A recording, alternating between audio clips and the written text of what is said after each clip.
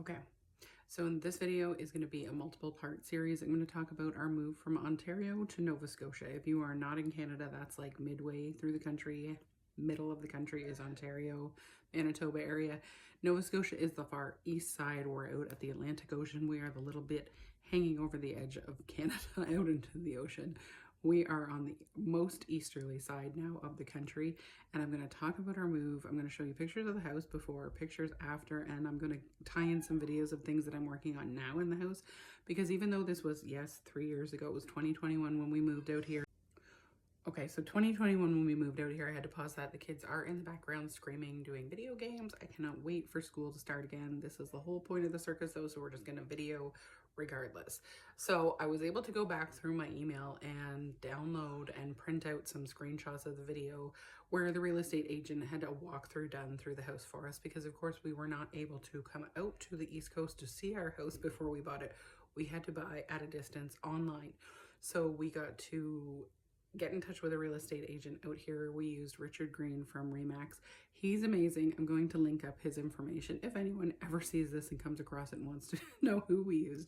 But he went and did videos of the houses that we were interested in, would show us ones that he thought would match what we were looking for, go out, do a video, send it to us. Sometimes he would be on video with us and we would walk through the house with him via video chat and see what things looked like. So I was able to go back and pull up the video.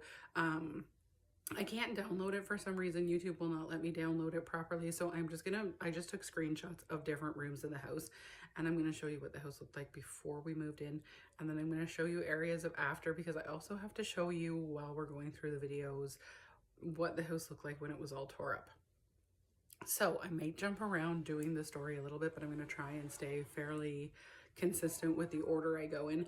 However, that's the only thing that you're going to see is a little bit of a mishmash when it comes to pictures, because I'm going to show you again before, I'm going to show you some after, some stuff that we're still working on, and I'm going to show you what the house looked like when it was all tore up, because again, our movers inadvertently flooded the basement of the house by flooding the upstairs bathroom. So we're going to get into that in the next part. But why did we move out east? So this ties into a lot of the other videos that I have on the channel, where I talk about dealing with back issues and autoimmune disease. So if you don't know me, if you're just seeing this for the first time, my name is Jen, and I have an autoimmune disease. I have celiac disease, which means I am allergic to gluten. I cannot have gluten. It is not a preference. It is not where I just feel like I shouldn't have it. I don't feel great when I have, absolutely cannot have gluten. So celiac disease, often called celiac in other countries, that's where you can't have gluten. You cannot have any gluten. I also have a milk allergy that goes along with that. So if you have celiac, a lot of times you will develop a milk allergy. They kind of work together in your system in the sense that you develop sort of a reaction to both. If you don't, you're incredibly lucky and enjoy it. So I had that, and I also had back issues. And just before we decided to move, I was really experiencing a lot of back pain. I had multiple back injuries from working with previous clients. So again, if you don't know, I was a developmental service worker, which means I worked with people with special needs. Now, special needs, some people don't prefer that term. Special needs to me is not simply a developmental disability. It is a need where you need support, and that can be medical, psychological, developmental. It can be on any level. So there are people that have medical special needs where I would be giving them special kinds of support based on their medical needs, based on their diagnosis, based on, yes, a developmental disability, based on a lot of things. So a special needs is a need where I have to support you above and beyond what I would do to support a normal person. So I worked as a developmental service worker, and unfortunately I was with a lot of clients most of the time that were highly aggressive and behavioral. And I did have to do restraints, and I did have to do things like that for their safety and for ours. And that led to a lot of back issues that I had. Now, I also have 3 kids, and one of them got stuck sideways. When she was supposed to come out, she lodged herself sideways and did not want to come out and got stuck. And I ended up having to have a C-section. And if you know anything about that as well, that affects your stomach muscles, your core muscles, and when your core is already having issues, it just leads from one thing to another. So I had back issues multiplying and compounding on me for years. Tie that in with the C-section, not being able to recover completely from it. I also had a hernia, so just My core couldn't take anymore. And I was running a daycare at the time, so I couldn't handle picking up the little kids anymore. Yes, they were little, but some of them, the toddlers and the little bit bigger kids, still needed to be picked up from time to time, needed my support, and I wasn't able to do it. And it was getting beyond the point where I could carry on, even with the help that I had from my mom. And I also hired a couple of people that had worked with me throughout the years, and I just still couldn't maintain. So we decided it was time to make a big shift in life, and that meant moving. And one of the things that we took advantage of, and some people don't like this based on what I hear from people out in the East Coast, but I had to make a massive shift for my own health, for my own well-being, for my family, and I decided we were going to move out to the East Coast. So the East Coast is cheaper than a lot of other parts of Canada, not necessarily now, but at the time it was.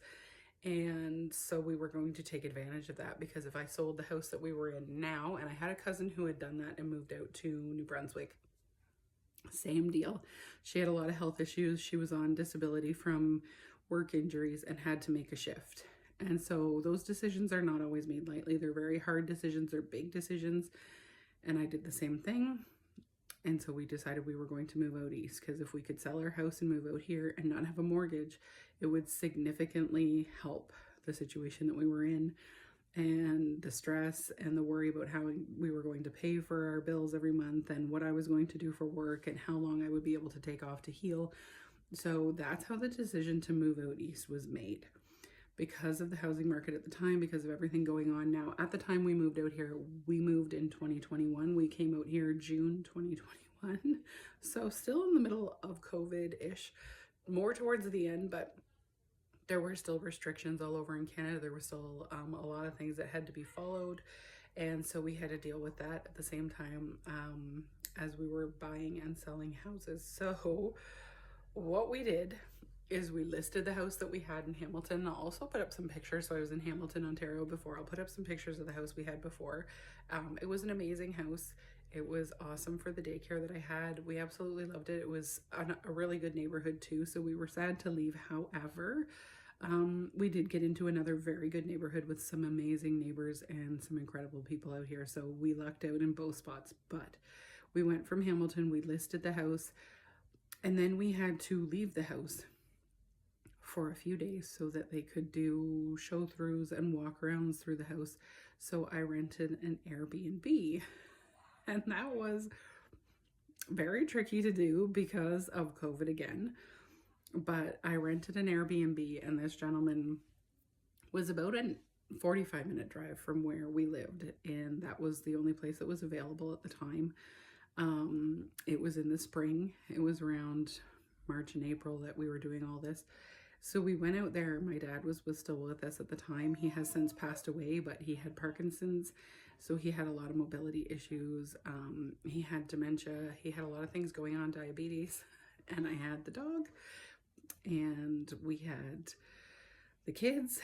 And we went to an Airbnb, and it was a raised, kind of like a building behind somebody's house.